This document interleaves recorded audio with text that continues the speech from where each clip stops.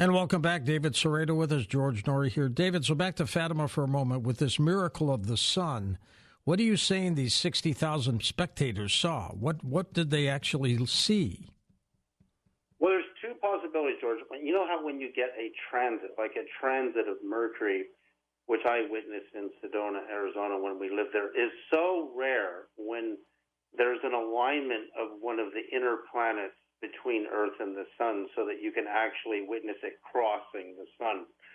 So what I'm saying is planet 139, I'll call it the ascension planet of Jesus, and I've always thought about this, George, like when the prophet Elijah ascended physically, where did he go? Because he has to breathe, right?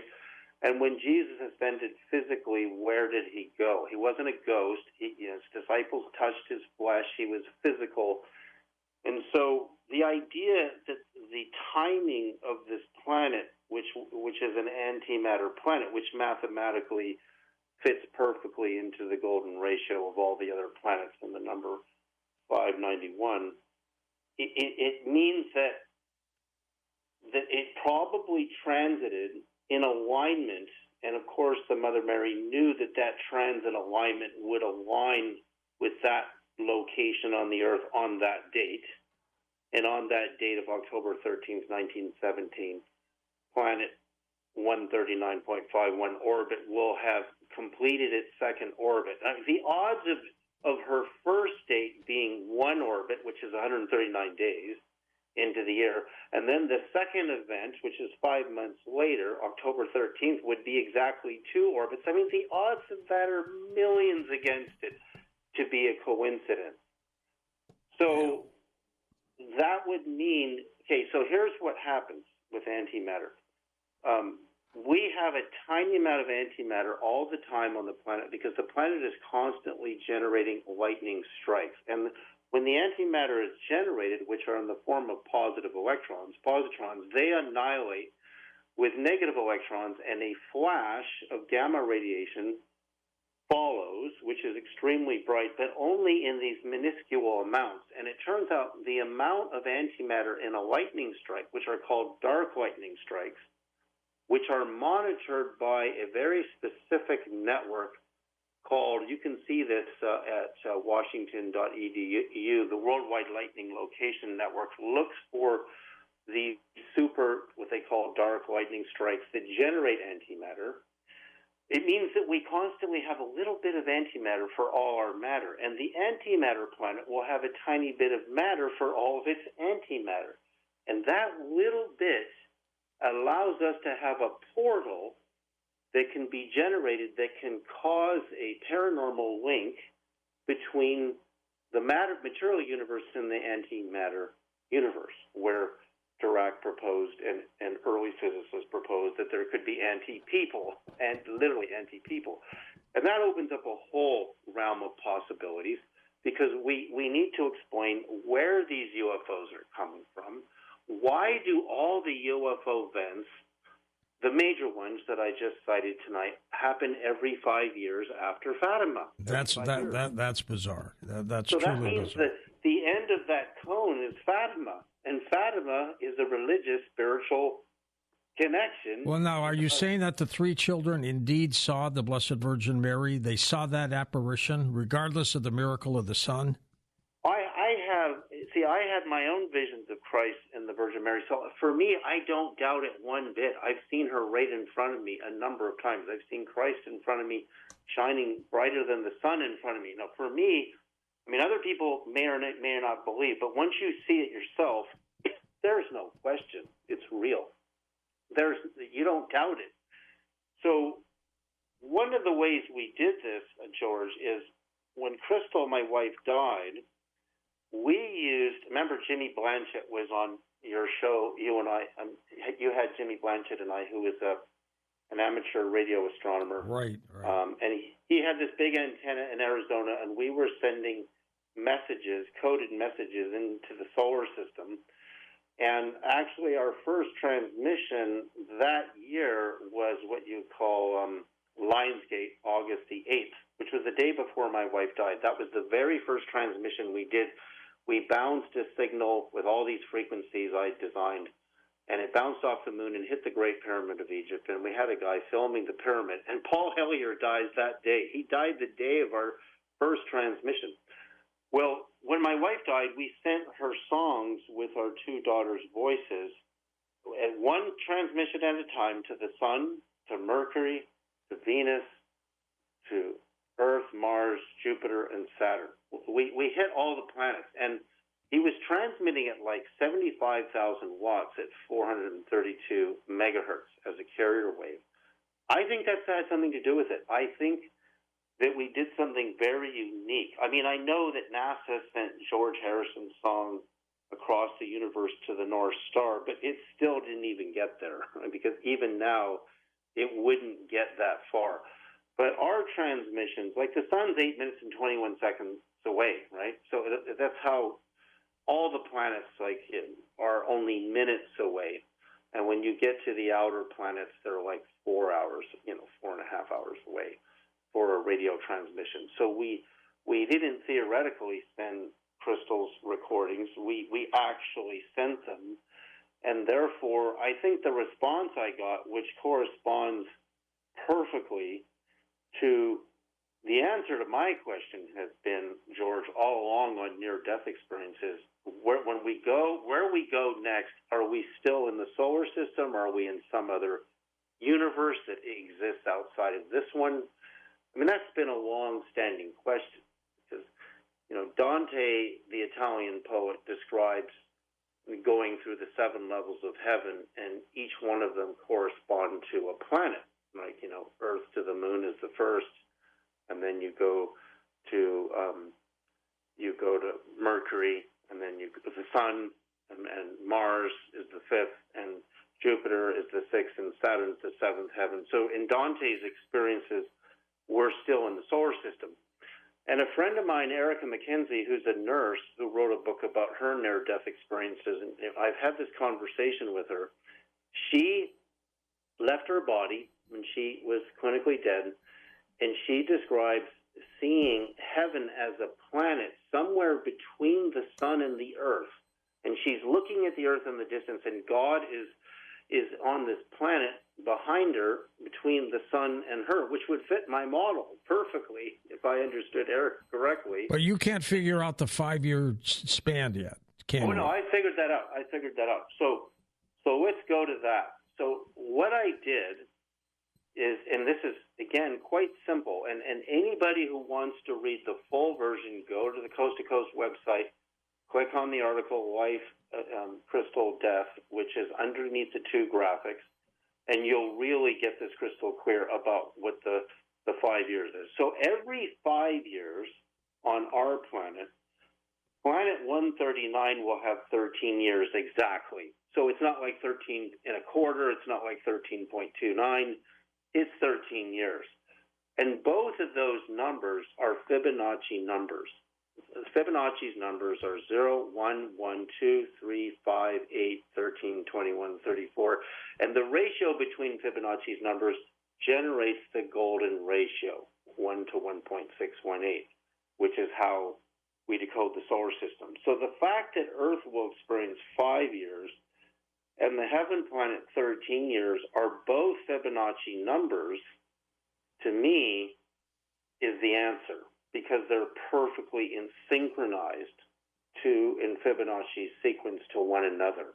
Yeah, but what creates the 5-year gap between these events? I mean, well, the 5-year gap is the harmony point between them.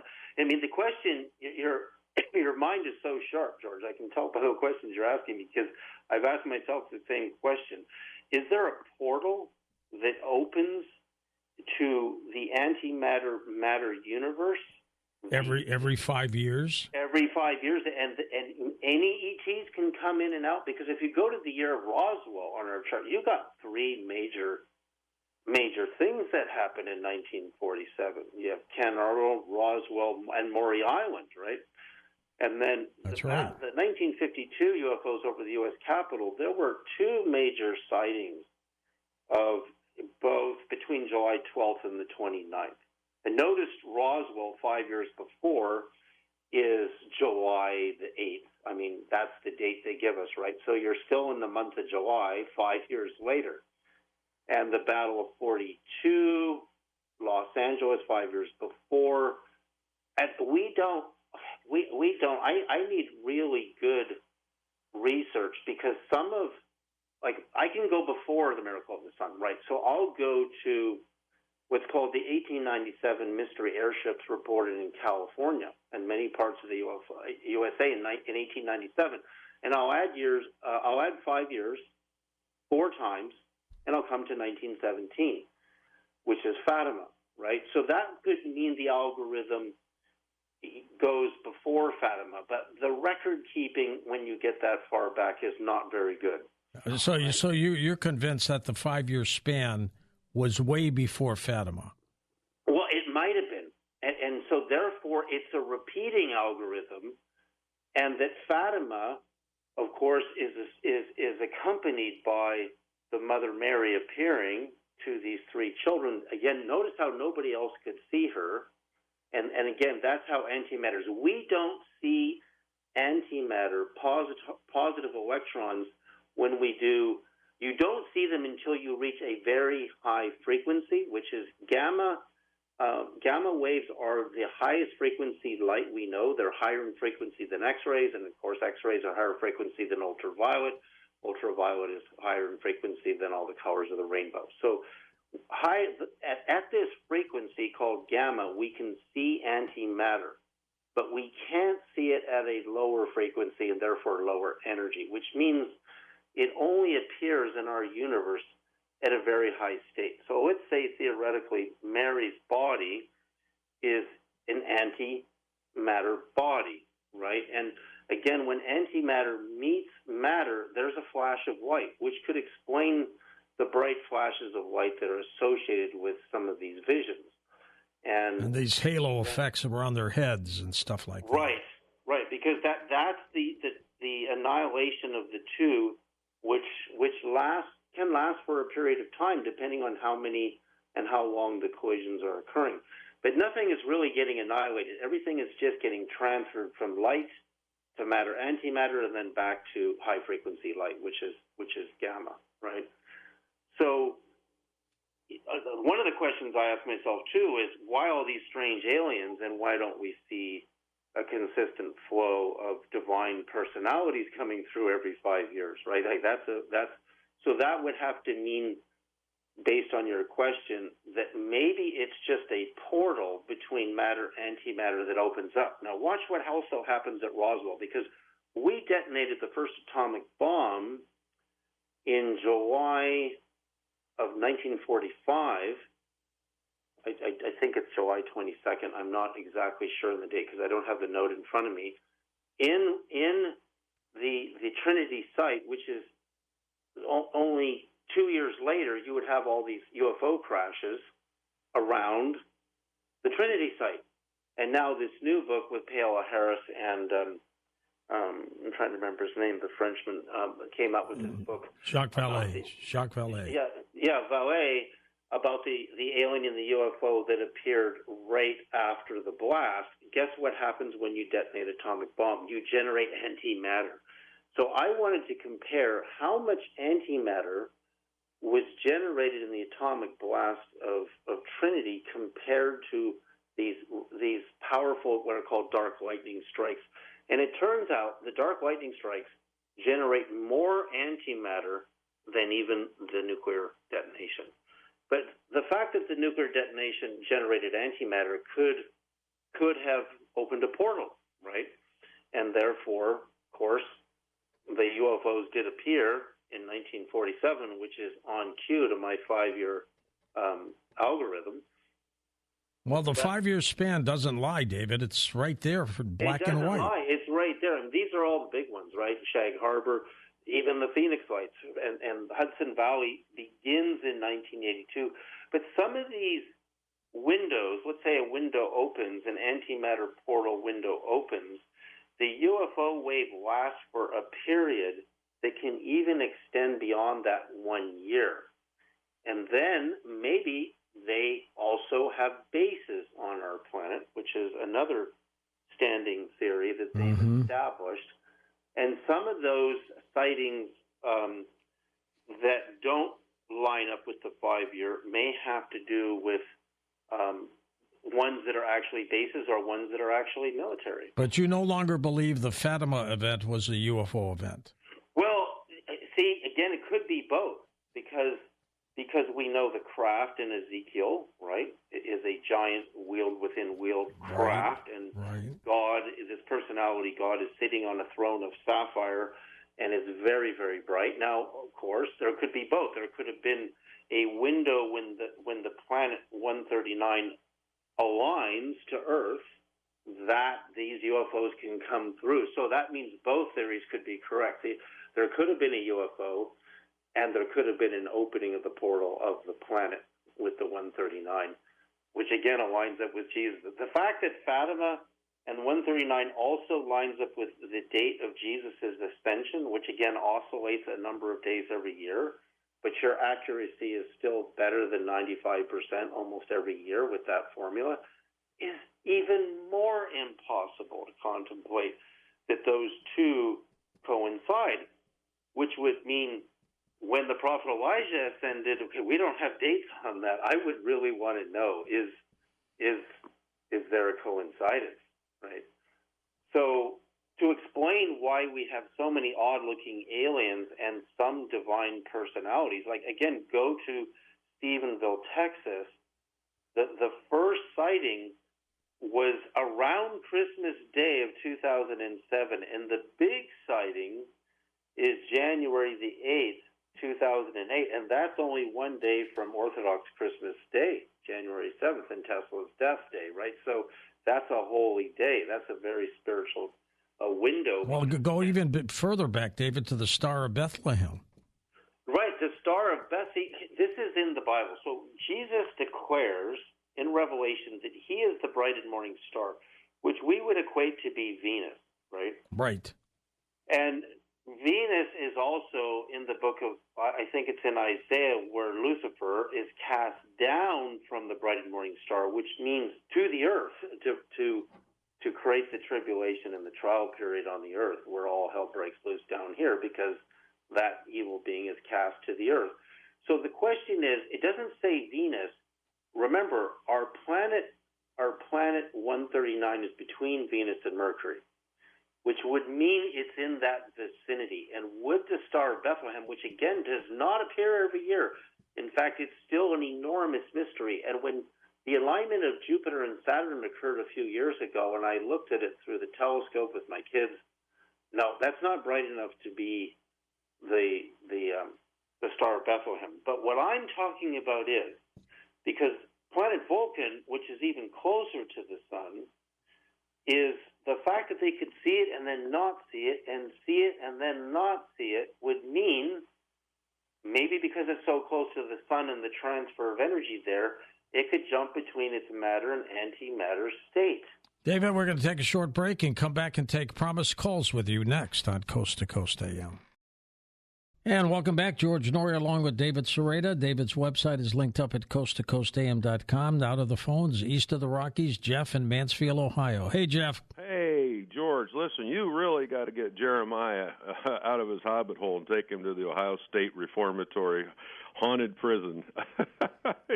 He didn't even know what it was. He'll learn.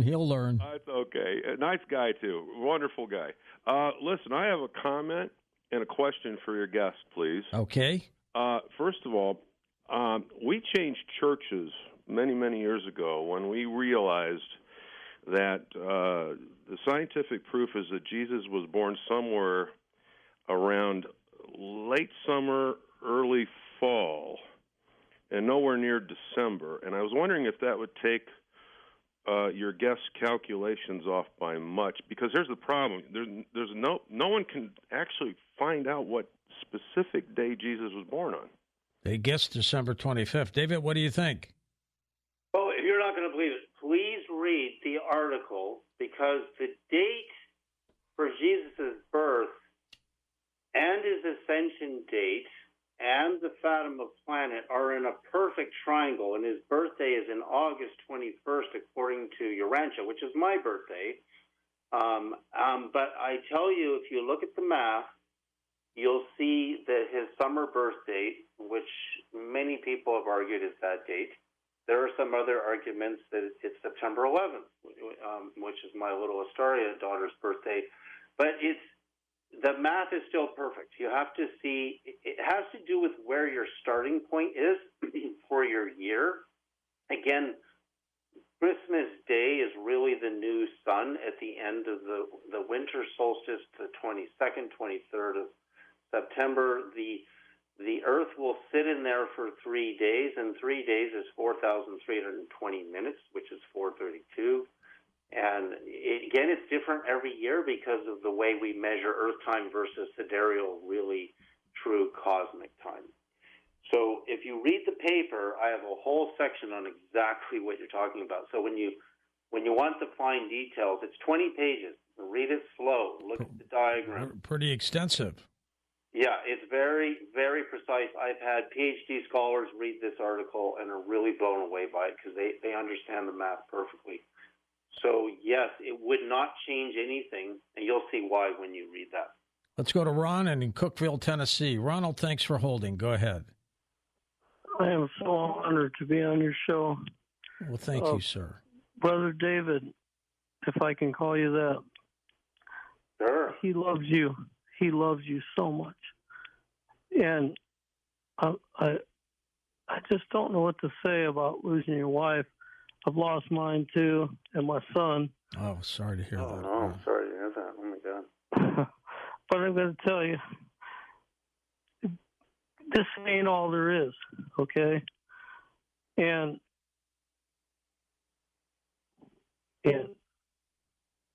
You okay, Ron? yeah, I'm fine.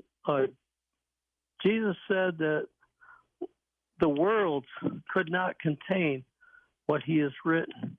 So we're not alone, okay? There are... Okay, you're breaking up a little bit at the end, but David, to summarize, I think he's saying that it's a much bigger universe than we think. Well, yeah, it's like the card player in Vegas is only showing you half his cards.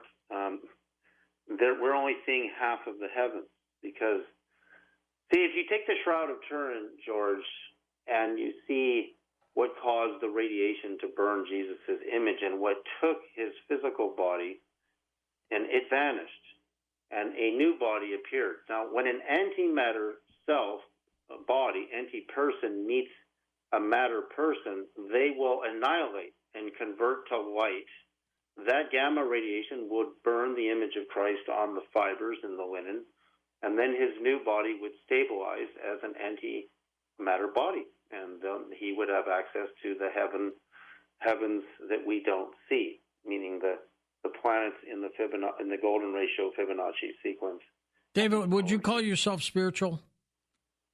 Well, I believe in Jesus Christ. I'm a Christian, but I pray and I meditate every day. So I think we're all spiritual. When we lose our body, we're spiritual. But when the truth of who we are, the truth of who we all are, is we were created by God, and we're fighting over God in a war right now in the Holy Land that is like children who can't get along. It's very, very sad. It's a very difficult situation, to be sure. Yeah. Mary in New Jersey. Hi, Mary. Go ahead. Oh, hi. Hi, everybody. Years ago, I was watching TV, and they had a little show about Fatima. Mm-hmm. And they were describing, I think it was in black and white, and they were describing what took place, that everybody got drenched. It poured rain, wet everything, their clothing. And then they thought the sun was coming down, was leaving the sky and coming down. That's right. And it dried up all the rain, dried up their clothing. And immediately my mind went to the angel with the rainbow on his head in chapter 10 of the book of Revelation. It just sounds like a description because he has the face like a sun. He has a rainbow on his head. His feet are like fire. So his feet, if they're sticking out somewhere, you could say they could look like anything out there on fire.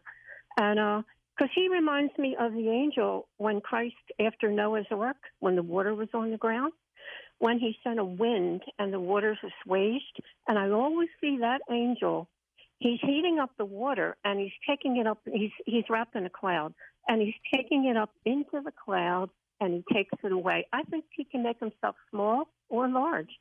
And then I also connect him with the Star of Bethlehem, because it says the star came and stood over the place where the child was.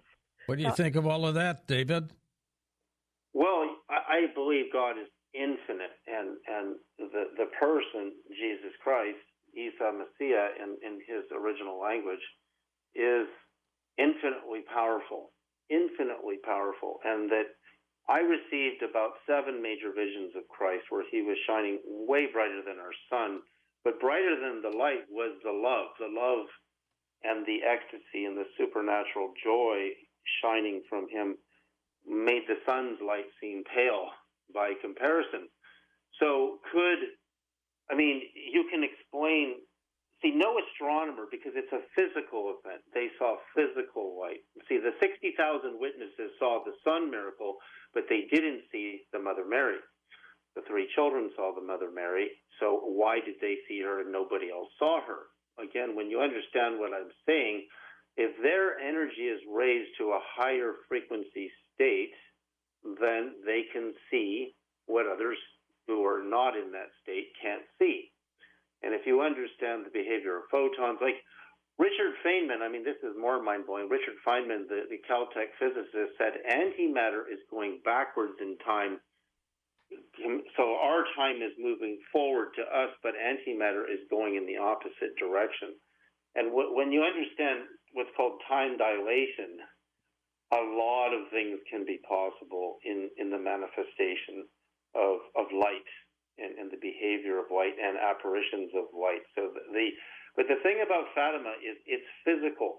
And just like the Star of Bethlehem, astronomers have taken that on. Astronomers have taken on the 3 hours of darkness when Jesus was crucified, and they can't explain it. You can't explain that with a solar eclipse, because you don't get more than a few seconds, really, or a few minutes of total darkness in an eclipse. You don't get 3 hours. So how do you explain it? Right? And with the understanding of antimatter, I think we can explain a lot of this, and we can explain a lot of it with period cycles, right? I'm talking about a 5-year cycle. And we do have UFO references in the Bible. We have Ezekiel.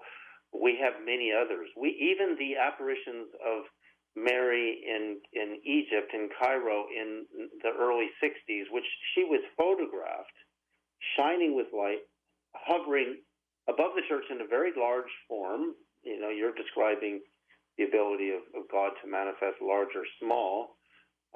But she was accompanied by these glowing orbs in the sky above her, right? I should check those dates, actually, on those apparitions, because they happened again in the 90s, and it was reported by NBC News, and there were really good photographs when it happened again in the 1990s. That's another correlation I would have to check on the dates for. Let's go to Walter in Graham, Washington now. Hey, Walt, go ahead. Oh, hello. Yes, thanks, George. Yeah, I was born October 14th, 1952, so I'm always, Fatima never leaves my mind. And I also, on the miracle on the 13th of the sun, Mary, a month before that, told the children to tell everybody that I'm going to now, on October 13th, I'm going to give you a miracle that will make everyone believe. And that was supposed to be the miracle of the sun. Now, she told them that, and they related it. And also, one last thing is in 1957, I didn't know this, but I just saw it on YouTube. They have a whole, Lucia gave her last interview in 1957. And she said that Mary had appeared to her again and told her that, I'm very angry at the world because no one has taken in, even considered what happened at Fatima. And so it's a large document. It's on the internet, and Lucia's exact words. And she said that she was going to use Russia, whether Russia was good or bad. She was going to use Russia. That would be to deliver the blow of war, to show that how serious she was. So I don't know if that just happened with the thing that went on in Russia or not. But anyway, it's very interesting, that 1957 thing. You can see it on the internet, and it's Lucia's actual words. She passed away years ago, David, but it was an amazing story, wasn't it? Oh, it's incredible. I've read the book, and I've seen the movie, and I've studied it. Of course, I've read interpretations of the secrets that were kept and not revealed, and absolutely. I mean, of course, you see the eclipse we're about to have is going to be on October 14th, and when you adjust your sidereal time clock, because of the way we keep time on Earth, it's a perfect alignment of the repetition of the October 13th in 1917. So will we see a miracle on Saturday? I don't know, but we do have a war in the Holy Land, and we do have the path of this, the eye of the annular eclipse, which will appear like a ring of fire sweeping across the mid to lower United States on Saturday morning and to mid-morning. So it is amazing how it's all lining up. So interesting. Mark in Ohio. Let's get you in here, Mark. Go ahead. Hey, George. Hi. Yeah, your old Navy guy. Back at you again. Thank you, sir. Yeah. Well, I was in way after you were. Anyway, George, your guest, David, mentioned the physicist Paul Dirac, who first postulated the existence of antimatter. That's right. Yeah, and and I'm reading out the article, and I had to go back to this article in Scientific American from 1988, no less. The article was written by an astrophysicist named Robert Adair, Adair. Maybe that rings a bell with you, George. But anyway, when I was taking a class in marine geology, no less, at Texas A&M back in 1980, the professor brought up Paul Dirac. We touched on astrophysics and or geophysics. You call it'd be geophysics. He mentioned Dirac's hypothesis, about antimatter, how that came up. I don't remember. It's in 1981. I took that class, and I asked the professor, and then when class was over with, I says, "Well, Dirac's hypothesis would throw a monkey wrench in everything, wouldn't it?" And this guy was a geologist, not a physicist, but he said yes, it probably would. And what I'm wondering, George, if your guest can answer, David can answer, what about the possibility that shadow people could be from an antimatter universe? All right, then we have a minute left, David. Well, it's very possible, yeah. You would have an anti-self, an antimatter self, because your electrons would pair with anti-electrons, and your protons, antiprotons, and they have so many subatomic particles. I've studied them all. So we're made of all these things physically. So we would be paired. So it's possible that part of us that survives death is that part. We'll find out. When we die, every one of us is going to meet that moment. Are the heavens inside the solar system that are these invisible planets? Yes, many near-death experiencers have told me they're still in the solar system when they're going through the visions of paradise planets. They are. I know several cases, and I'm trying to find more of them, because we really want to know. We really want to make that connection, of understanding it. And we're getting a better understanding. We're getting closer. David, thanks for being on the program. Keep in touch with us, all right? Thank you, George. David Sereda, what a guy. His website linked up at coasttocoastam.com. It's his name, David Sereda, and the link is there for you. We shall be back in a moment to talk about monsters.